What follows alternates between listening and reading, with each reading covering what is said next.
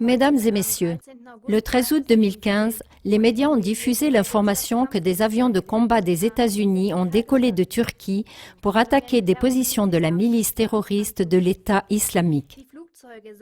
Le Pentagone aurait annoncé sans plus de détails que les avions seraient partis de la base aérienne d'Incirlik. Le vendredi 24 juillet 2015 déjà, la Turquie avait bombardé son pays voisin, la Syrie.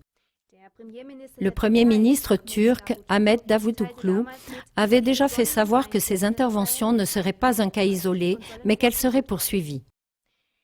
Le vice-ministre des Affaires étrangères de Syrie, Faisal al-Mekdad, avait réagi en disant « La Syrie ne peut accepter aucune action turque sur son territoire ». Entre-temps, le président turc Erdogan a négocié avec son homologue des États-Unis, Barack Obama, pour accorder aux Américains le droit d'utiliser la base aérienne d'Incirlik, près d'Adana. En outre, il a été défini une zone d'exclusion aérienne dans un corridor long de 90 km et large de 50 km à l'ouest de la ville de Jarablus, qui est contrôlée par l'État islamique. Aucun avion de l'armée de l'air syrienne n'a le droit de se trouver dans cette zone. Dans notre émission du 24 septembre de l'année dernière, nous avons déjà rapporté que les opérations militaires des Américains en Syrie contreviennent à la Charte des Nations Unies. Cette violation de la souveraineté de la Syrie s'applique évidemment aussi à la Turquie. Il s'agit de l'article 2, paragraphes 1 et 4 de la Charte des Nations Unies qui dit Article 2, paragraphe 1. L'organisation, ce sont les Nations Unies, se base sur le principe de l'égalité souveraine de tous leurs membres. Article 2, paragraphe 4. Tous les membres s'abstiennent dans leurs relations internationales de toute menace ou d'emploi de violence contre l'intégrité territoriale ou l'indépendance politique d'un État ou qui est incompatible avec les buts des Nations Unies.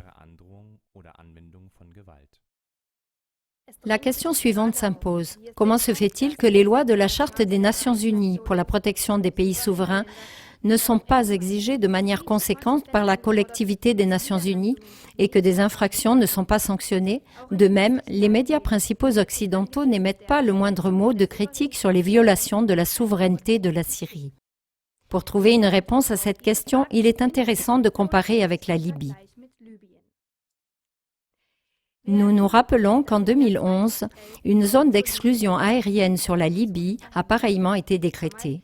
À l'époque, ces actions initiées de l'extérieur ont conduit à ce que le pays soit totalement déstabilisé et que son chef d'État, Muammar al-Kadhafi, soit tué. On peut penser de Kadhafi ce qu'on veut, mais avant 2011, la Libye était le pays le plus prospère du continent africain. Les soins de santé, les pensions aux veuves, aux orphelins et les retraites, l'instruction scolaire et bien d'autres choses étaient financés par l'État. A contrario, la guerre de l'OTAN contre la Libye a laissé, selon les sources, entre 50 000 et 90 000 morts et disparus et un immense chaos. Selon le ministère des Affaires étrangères russe, l'intervention des États-Unis et de leurs alliés de l'OTAN a eu pour conséquence des milliers de morts civiles ainsi que la destruction de l'infrastructure économique du pays. La guerre civile a continué alors que personne ne s'y attendait. C'est pourquoi l'afflux de réfugiés de Libye continue sans interruption. Rien que ces faits en disent long sur les bénéficiaires de ces interventions de l'OTAN en terrain étranger.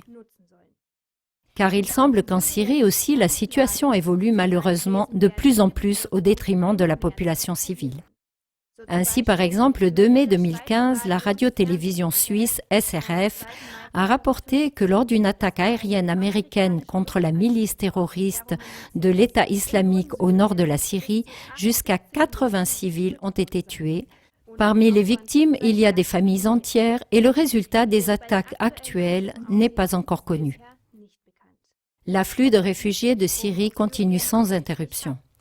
On dit que jusqu'à présent, 3 millions de Syriens ont pris la fuite. Chers téléspectateurs, une prochaine émission montrera quelles stratégies globales se trouvent en amont de ces actions.